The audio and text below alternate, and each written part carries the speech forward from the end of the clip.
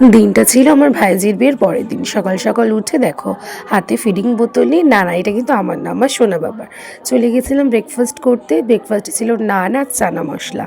তো দেখো এই যে তারপরে ছিল আবার চানা মশলার সাথে, তার সাথে আবার একটা নরেনগুড়ের রসগোল্লাও ছিল।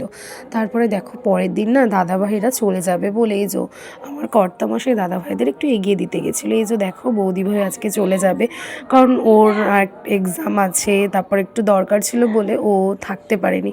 তারপরে দেখো আজকে তো আমার ভাইজির বিদায়, তো পুরো ভিডিওটা বিদায় তোমাদের সাথে শেয়ার করতে পারলাম না, কারণ ওই পরিস্থিতিতে আমরা কেউই ছিলাম না। তারপরে জানো তো বন্ধুরা, বাড়িতে একদম ভালো লাগছিল না, ভাইজি চলে গেল।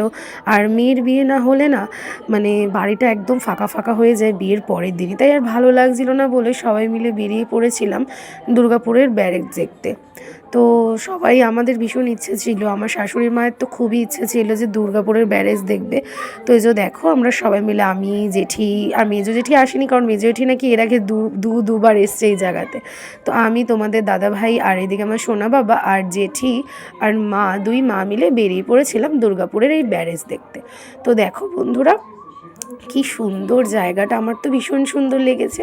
আর তেমন ছিল জলের স্রোত, জলের স্রোতটা এত অসাধারণ লাগছিল না বন্ধুরা, জল থেকে না তোমার ধোঁয়া উঠছিল। আর ওই যে দূরে দেখতে পাচ্ছ শুশুনিয়া পাহাড়, আর এই যে জলের স্রোতটা এত ভালো লাগছিল দেখতে। আবার একটু ভয় ভয়ও লাগছিল যদি পড়ে যায়, বাবার ফোনটা পড়ে যায় ভিডিও তুলতে গিয়ে, তারপরে ফোনটাই দেখা গেল পড়ে গেল। তো দেখো খুব সুন্দর ভিউটা, এত সুন্দর লেগেছে আমার জায়গাটা, মানে কি বলবো। আমাদের তো ভীষণ ইচ্ছে ছিল এখানে আসার, দুর্গাপুরে আসলে। আবার কবে দুর্গাপুরে আসবো তার কোনো ঠিক নেই। এই যে দেখো তোমাদের দাদাভাই আমাকে ভিডিও ক্লিপগুলো তুলে দিয়েছিল, দেখেছো বন্ধুরা। আর দূরে এত সুন্দর লাগছিল না, আমার ওখান থেকে তো আসতেই ইচ্ছে করছিল না।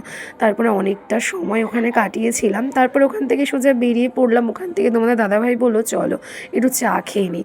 তো আমার চা মানে তো হচ্ছে আমার প্রাণ, তো একটু চা বিস্কুট খেয়ে নিলাম। আর সামনে না একটা সূর্য মন্দির ছিল, ওখানেও গেছিলাম দেখতে। তো তারপরে ওখান থেকে চলে এসেছিলাম আমাদের দুর্গাপুরে ভিরিঙ্গি মায়ের বাড়িতে।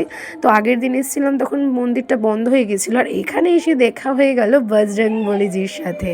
আর এই যে দেখো ভিরিঙ্গি মা, এত সুন্দরভাবে মায়ের দর্শন করতে পেরেছি, মানে দর্শন করতে পারবো আর কি, আমরা ভাবতেই পারিনি। খুব সুন্দর করে কাছ থেকে মায়ের দর্শন নিয়েছি, জয় মা।